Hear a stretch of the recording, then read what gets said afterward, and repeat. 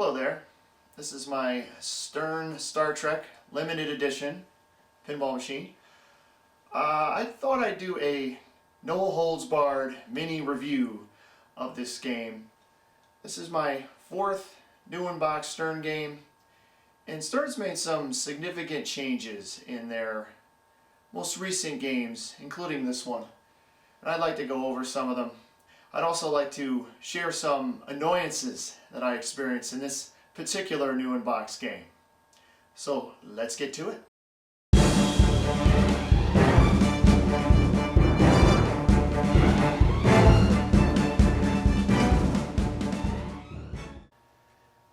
Alright, we'll start with the cabinet itself. We see the side art is a decal. Stern used to use silkscreen cabinets. It went to decal somewhere around, I believe, Transformers, somewhere around there. So now all the Stern games use decals. This one, I think they look pretty good. It's got the Star Trek, the Enterprise on both sides. The LE edition has the etched side rails with the Enterprise, the lasers that fire out. Get a shot of those. There it goes. Very cool. But the body of the cabinet here is pretty much the same. They really haven't changed this at all. One of the only real significant changes you can't really see is where the legs attach to the cabinet. They now have them raised off the cabinet, so you don't really need leg protectors anymore when you put them on. I mean, you can't really tell, but basically there's a space here, like this isn't touching the cabinet anymore.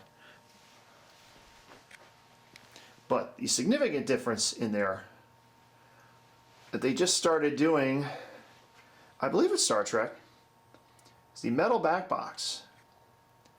So the back box has the side is wood, like usual, with this nice T-molding, and then they have the actual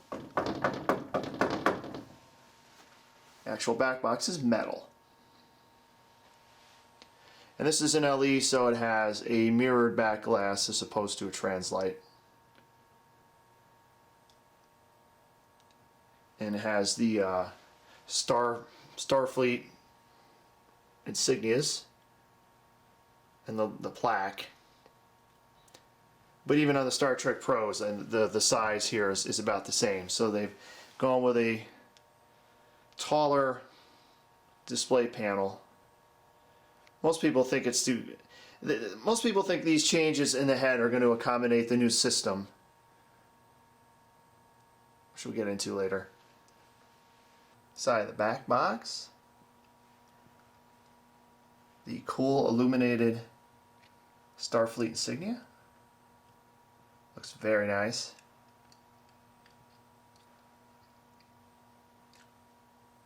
My only criticism is they use the same artwork on both sides. They have Chris Pine, the Captain Kirk. He's on both sides. I think on the Pro they have like Kirk's on one side, Spock's on the other side. I wish they did something like that. Same thing with here. They got the same arts on both sides for Star Trek. Another thing that's changed with the new metal back box. The old method of locking down the back box which used to be just like a large hex key, and you would just give it like a half turn, like a large hex key. It's hard to show you. I don't have any of the other sterns here to show you what it used to look like, but the new system is now you put the head down and they give you a smaller hex key, and you tighten that guy and that guy. Well, that's pretty much the cabinet. Moving on to the playfield. See, one of the biggest differences, and I believe Tron LE was the first time they started to use the LEDs, and they've pretty much been using them on all their limited editions and premium editions. But starting with Star Trek, they're now using them on their lower model Pro editions also. So they've gone all LED. And interestingly enough, what they've done with the inserts, like Jersey Jack's Pinball's Wizard of Oz, they decided to go with clear inserts for everything and then just use color changing LEDs. So Stern, ever the innovator, has copied this. These are all like clear inserts with color changing LEDs, which actually I think is a good idea. Gives you a lot of ability to do all kinds of different color effects. And I believe, I'm not sure about this, but I think the LED boards in the Star Trek are different than the ones that Stern used previously. I could tell you, these are the best looking LEDs I've ever seen on a Stern game. And I'm not a big LED guy, but these look very nice. And they're not epilepsy-inducing, seizure-inducing kind of LEDs. They fade off and on nicely, nice color changing. They look very nice.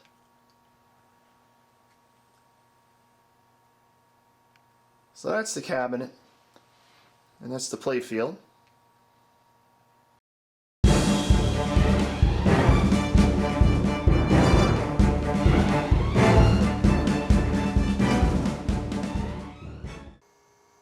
Okay, time to go under the hood.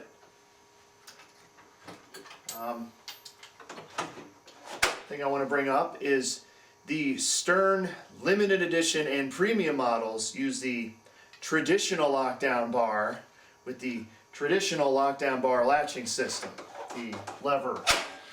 The system that's been in use for the last, I don't know, 40, 50 years. The Stern Pros use the extremely crappy latching system where you got to reach inside the left and right sides and actually unlatch it, and then you pull up the lockdown bar. It's similar to it's the same latching system they use like on video game control panels. It sucks.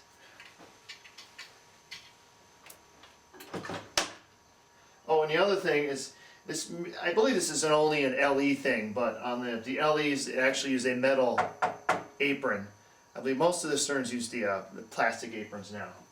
They all used to be metal until a couple years ago, and they've gone to plastic for most of it, but this is a limited edition, so we get metal. And here we go. I love this about the Stern system. As you back up, you pull it out, oh, boink, there it goes. I love that. Nice and smooth. Another thing, the Stern limited edition and premium models have the actual, these guys, the under playfield rails, so you can, so you can rest the game down and work on it easier. The Pro models just have these pegs that come out. I don't really know how much money this could save Stern, but it must save him something.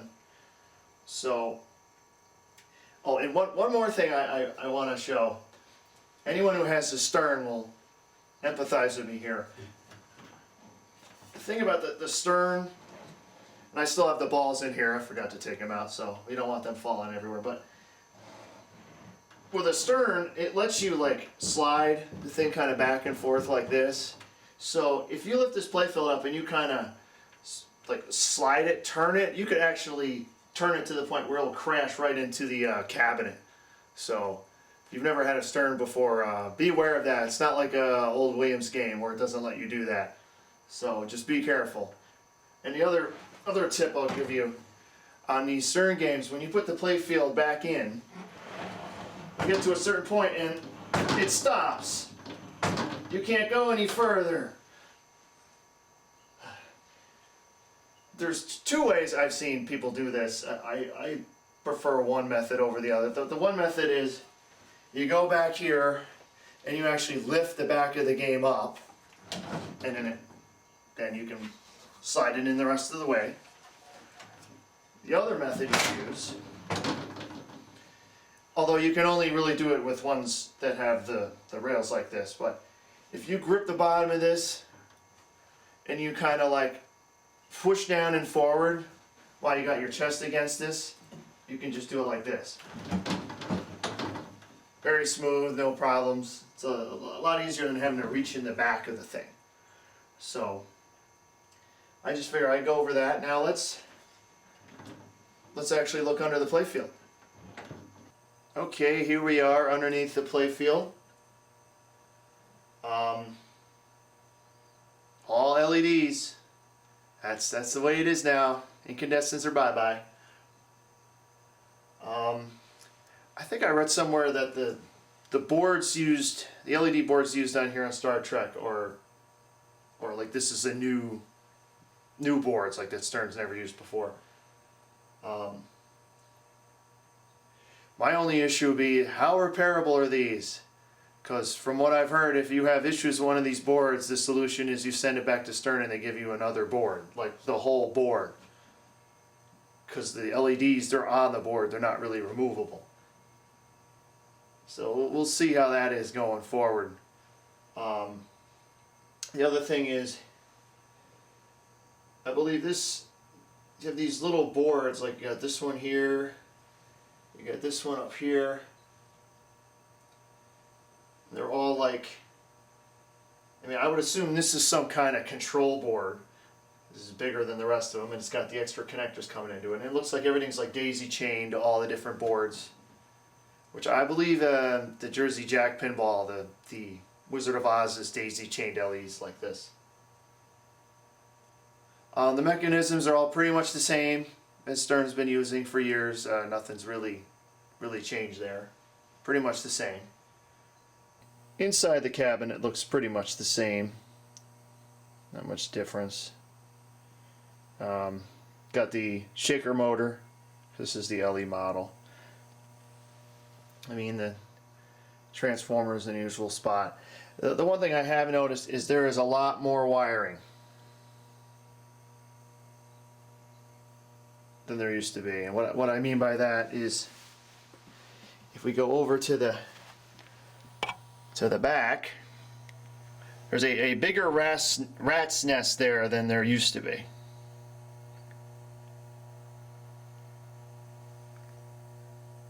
And it's not a very good cable management.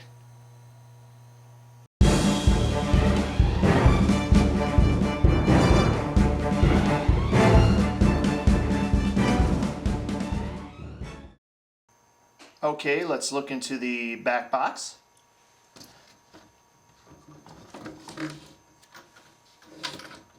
Yeah, nice mirrored back glass. Very nice.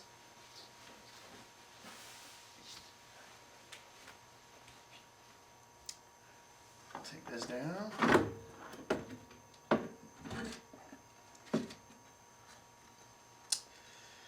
So, what we have, let's see what's not changed. We still have pretty much the same driver board they've been using since World Poker Tour. This is the SAM system, the SAM system. I'm sure it stands for something, probably Stern something something. They've been using it since World Poker Tour. This is the driver board. This is the CPU board over here. The ugly fluorescent tube still there. We now have a auxiliary driver board. They basically ran out of driver. They ran out of transistors up here, so now we got a driver board. Some sort of LED board, I'm assuming, right here. Not sure what it is. LED display, so they no longer have, like right about here, they used to have the high voltage board. That would be used for to drive the plasma display, but now it's a low voltage LED display, so they don't need that. In my opinion, they're running at the end of this system. The new system is coming soon, from what the rumors are, and you could see when they start getting to the point where they have to put all these auxiliary boards in the game to supplement the main boards, and it's time to get a new system. It's kind of like Williams System 11, where they just kept adding stuff until it just got so complicated they just went with WPC. And you could tell by just the amount of extra wiring, especially on this game. If you go through like the wire clips here, a lot of them they're just like bursting, like they can't hold any more wire. There's a lot more wiring in this game than say in my Spider-Man. They're driving a lot more stuff. This Star Trek has 20 separately controllable flashers, which I think Spider-Man has maybe 7 or 8. I mean, F-14 Tomcat's got about 24 flashers, but a lot of them are in pairs. They don't have like 24 individually accessible flashers. Another thing you'll notice, they actually put flashers in the back box. I believe the first Stern game since Terminator 3 to do that. Another interesting addition to the back box is on the display panel. These speakers are now illuminated via a flasher. I believe this is only on the LE model of Star Trek, but still worth noting.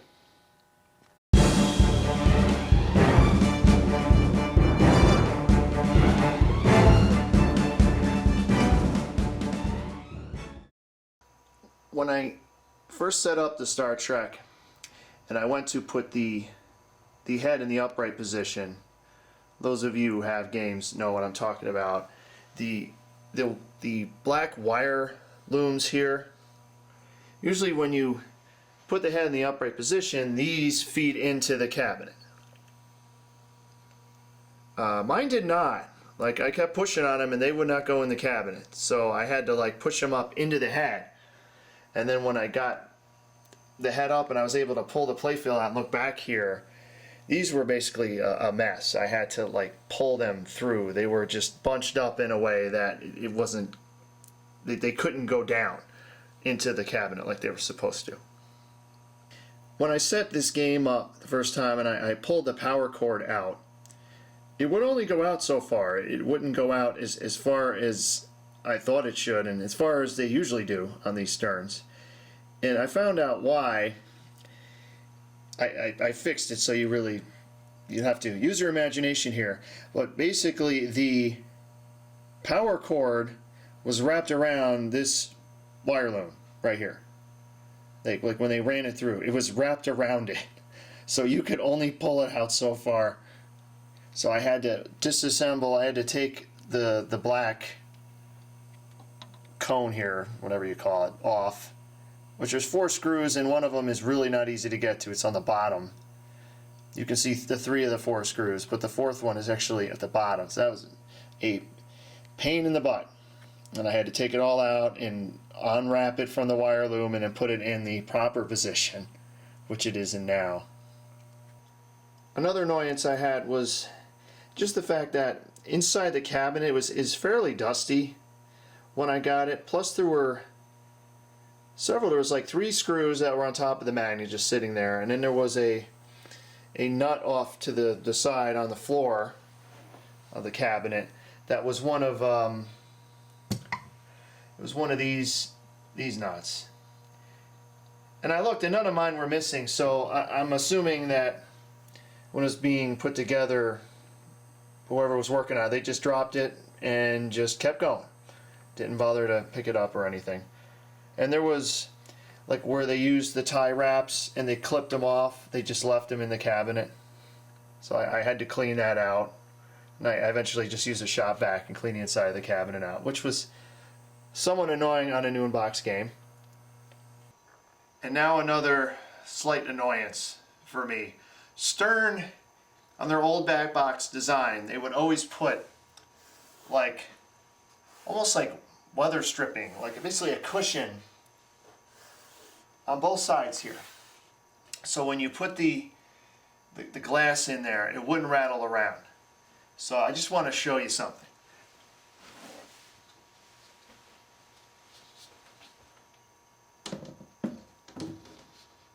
So I put the back glass in. Number one, you got to kind of play with it. Get the thing in there. Okay, locked position, right? Listen. You can actually, I can do it. Yeah. The thing moves a good, I'd say 1/8 of an inch. That's not good. I'm probably going to be putting something there so it doesn't rattle. Your back glass should never rattle. One more annoyance. Stern has decided to go with wedge style sockets for most of their general illumination lights. The exception of like the slingshots are still using bayonet style. But just look at these two lights, the one on the right and the one on the left. Right? See if I can get my finger in here. Hey, look! It's back! You know, wedge style sockets should not be used for these lights. It just shouldn't. Williams actually tried it once. At my World Cup Soccer, they're all wedge style, and they abandoned it. I mean, and I believe Stern actually, for these lights here on the backboard, I think, I'm not sure, but I believe on Avengers they use wedge style for these, and they kept having issues where the lights were falling out, rolling all over the playfield, and now they went back to, these are bayonet sockets again. So that's just a little annoyance, because you'll be flipping the flippers, especially in a high vibration area like this. You'll be flipping the flippers and these things will just be flickering as you're doing it, which is annoying. Also, on Star Trek, I don't believe they used these before. These are spotlights, which usually have like just regular bulbs in them. They got, yeah, these big flashers in them. And mine haven't fallen out yet, but from what I've read, you're pretty much guaranteed that these flashers at some point will just fall out. And will keep falling out and you'll just remove them. But I'm keeping mine in for now.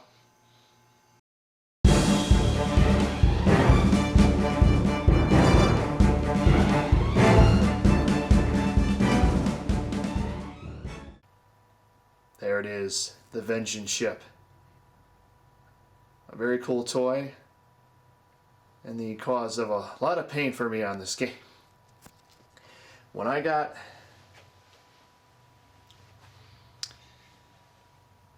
my Star Trek, the first thing I noticed is the ship itself was like cockeyed. It's like off to the side. And when it would do its thing, because it would do it at an angle, it kept hitting the glass. So at first I just, and this is lame, but I just put like the electrical tape at the end. So there's a little more cushion. But it still occasionally hits the glass. But if you notice, it's not, let come to the front here. It's fairly straight now. So I figured I might be able to give some tips, because I've read where other people are having issues with their Vengeance ship. My other issue was this ship, this whole ship is just, it's on a spring that's screwed to this metal plate here, this moving metal plate. I don't know how well you can see it. And it's only one screw, actually one nut. You take one nut and this whole thing comes out. And there is the wiring that goes to the back, but I mean you can just take it off and push it over to the side if you need to work on the actual moving part, which is this. Like, I can move it myself. This is all the game does. It's just hitting this metal part causing this action. It's a very simple mech, actually. And when it crashes, it just puts it all the way forward and it latches. You'll hear it. Boom, latch. So that's now in the crash position. The other issue I had with mine is once it got in the crash position, it would not come out of the crash position. It would just stay there. I could hear the coil trying to get it back up, but it just wasn't working. So on my new in-box game, I basically had to rip most of this apart. Like I said, one nut, this comes out. The plate has like 4 or 5 screws. You can get the plate off and it exposes the mech itself, which is just a coil with a plunger that hits the sliding metal part. And then there's a second smaller coil that does the unlatching. It's just like the drop target on this game is. It just has the bigger coil and the smaller coil. And the plunger just goes all the way to the end, and then it latch goes into place so it can't come back. And then the smaller coil just puts it over and it comes back. So I had to take all this apart, and what was happening is the latch is bendable, it's adjustable, and the latch was going too far over. So the little coil had too far to try to get the thing back. So it would not unlatch. Of course, these games are supposedly play tested before they go out, and I don't see how they could have missed that, because literally the first time it went in the latch, the crash position, it wouldn't come back. And the other issue I had, this doesn't seem like a big deal, but this has to be in the right place. Mine was upside down. Mine was like this was up here. The way the wiring, it's hard to explain, but you know, everything is tie wrapped onto the ship through here, and if this is not in the right position, it will cause the ship to just do weird stuff. Like it'll end up going like turning off to the side in weird directions. So you got to make sure that's in the right position, and that's nice and free back here.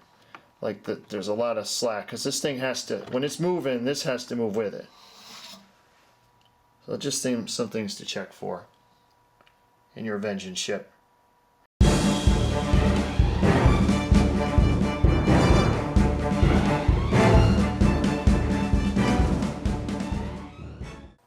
A lot of dimpling on the playfield. I don't know how much you can see with this. Now you can kind of see it there.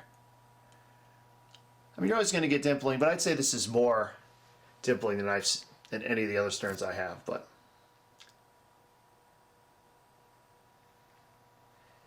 and I'll say this game makes No Fear look slow. I mean, I have this thing out of the box. I had it set to soft coil power, and it still doesn't seem to matter. The ball just, especially the side ramp shot here. Like when you're shooting the side ramp, I've had the ball. Let's see, I've had it hit in this area, come up and hit the ship. I've had it jump over everything, go right in the wire form and come down. I've had it jump over all of this. I don't even know how it got through. It got through all of this, like through this hole into the back of the game, and then roll down. I've had it hit this, go airborne, and clip the ship, the Enterprise here. I mean, insane. That kind of worries me. It's almost, and I think a lot of it is because of you see the rubber's already getting worn away. This is very minimal plays. And I'm thinking almost you may be better off putting a sleeve on this.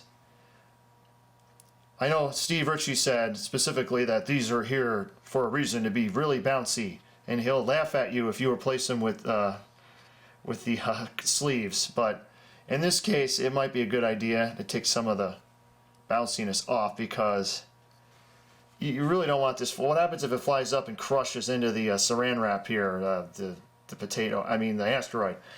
or like clips the ship really hard and does something. You know, it is a steel ball.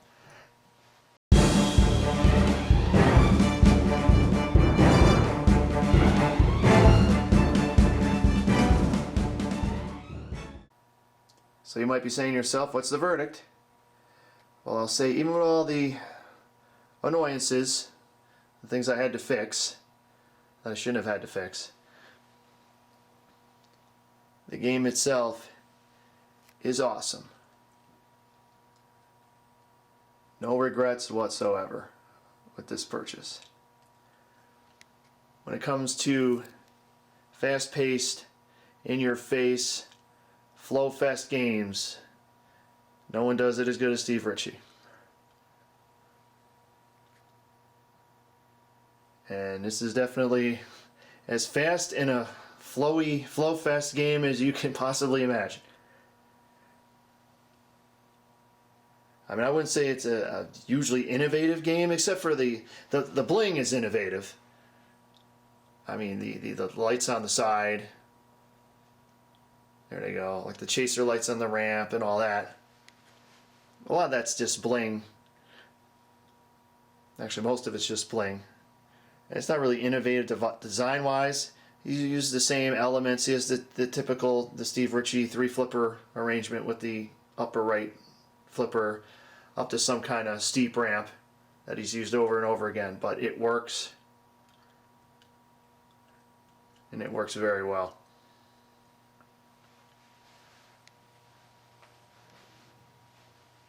So the game gets thumbs up from me. See you later.